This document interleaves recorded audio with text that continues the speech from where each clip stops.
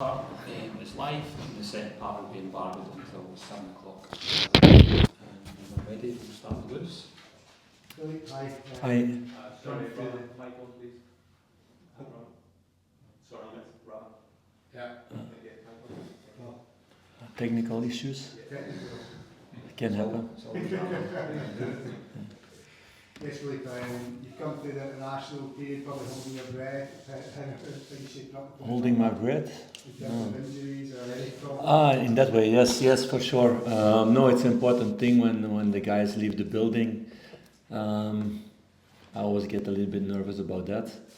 But okay, it's life. I've been there long enough myself also, going to the national team and sometimes coming back with knocks.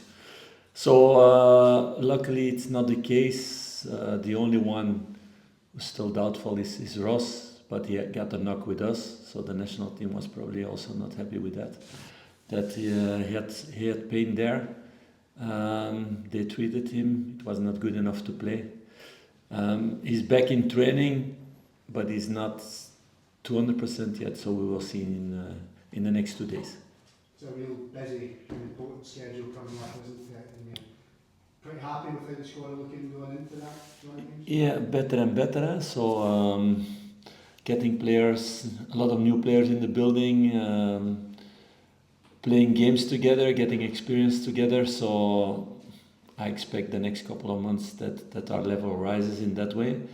And also from the injury front, it's not perfect, but it's less than last season. So we need to see to try to keep it that way. No, not to try it, but to do it together with the players, to work hard, to have the right recovery, the right game minutes, and going in this let's say crazy schedule. It's the first time in the history of football there have been so many games, also without winter break or anything. So for everybody in our business, in whatever country that you're working in, for sure for teams who are playing European, because it's a big difference compared with teams who are not playing European football, it's going to be a challenge in that way.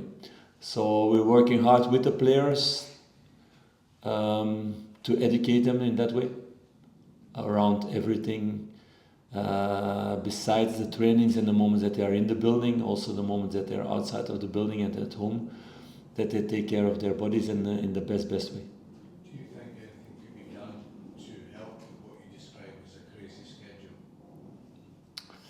Yeah, they can be done for sure. Something can be done. I don't think that anybody in the business thinks this can sustain like that for years to come.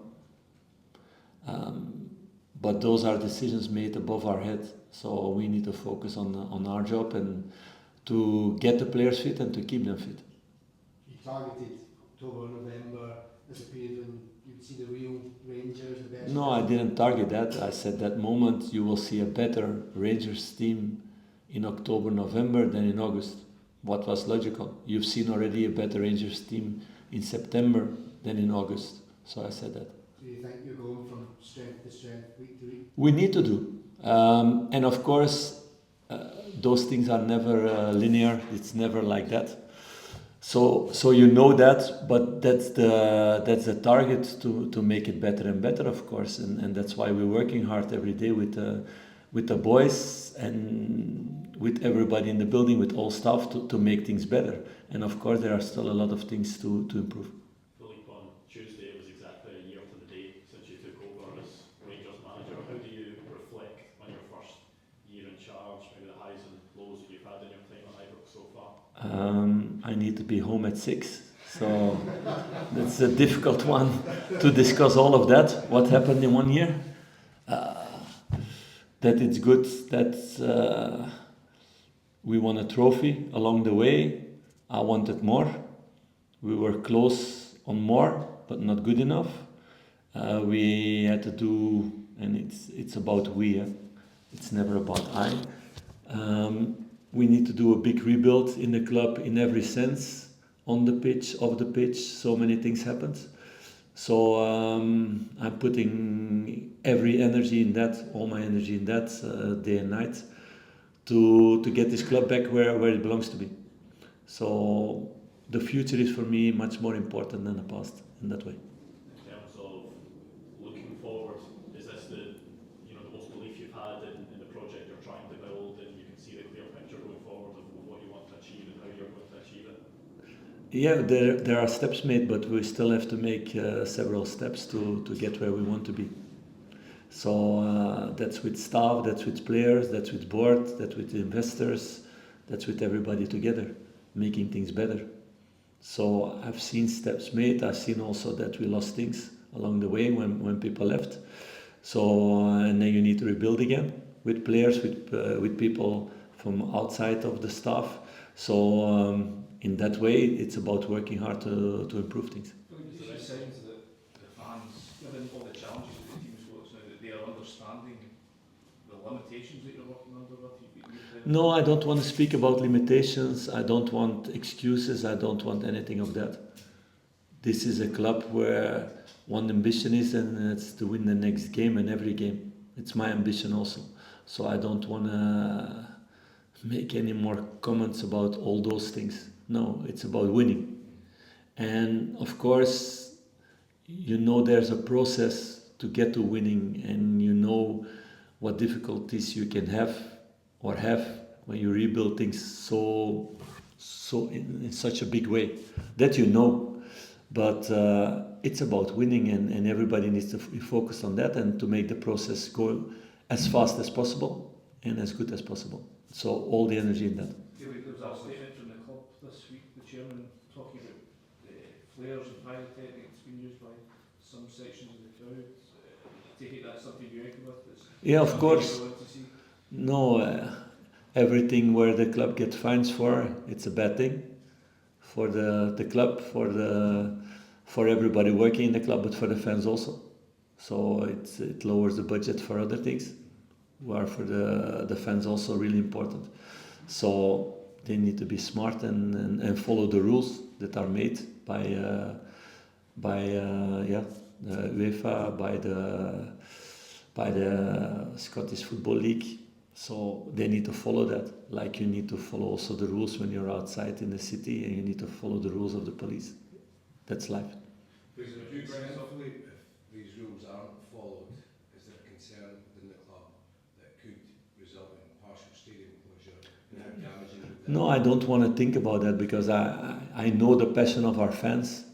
I know they want to give their life for this club. So I'm also confident when the right people say the right things, like John did, that they understand, and it's not a good thing for the club, so that they will not do it then. So I believe in them. Could you bring us up to speed with the rest of your squad, where Danilo is maybe with Van and Oscar Cortez, and we spoke about him just before the international break? Yeah, you guys know that Haji will be suspended, so that's a pity. Then Cortez will be out for several weeks, so you cannot expect him too fast back.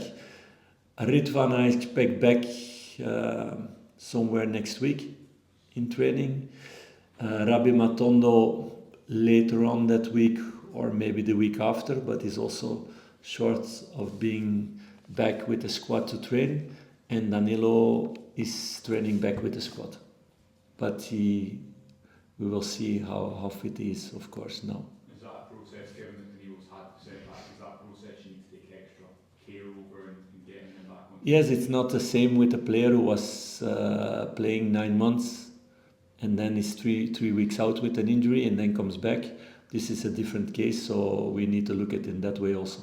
But I follow the orders of the medical and performance staff in that way, to do the right things with him.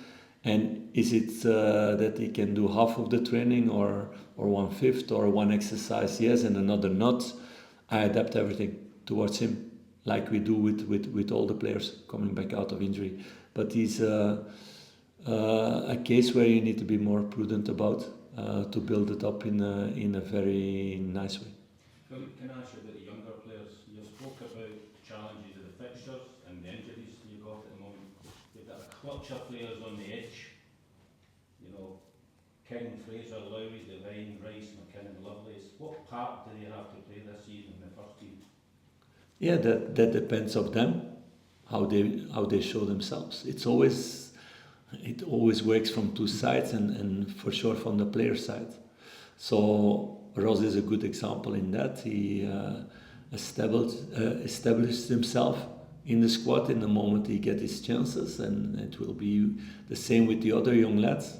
And you can put other names also on that, because a lot of them, also other names, have been training with us or get minutes in a friendly game, like against Dundee, where we played with several young players who train sometimes with us.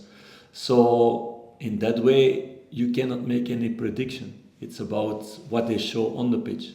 That's football. That's playing also in a top club. It's not that you can say, okay, we're gonna give now 5 games to one player to show himself. It doesn't work that way. It's about winning and picking the best team, and 3 days later again the best team in that course of games. So if they show themselves more and more, they will get more and more chances. Is that the challenge you're setting them to get into the first team this season? I'm not setting them that way. I think every manager in the world is setting that in that way. And for sure in teams where you need to win every game. Maybe if you can be in a club where they play mid-table and everybody's happy with that, and you win a game and you lose a game and you have a draw and everybody's happy, you can in moments do more things, but not in a club where you need to win every game. So you need to show that you're better than the other one.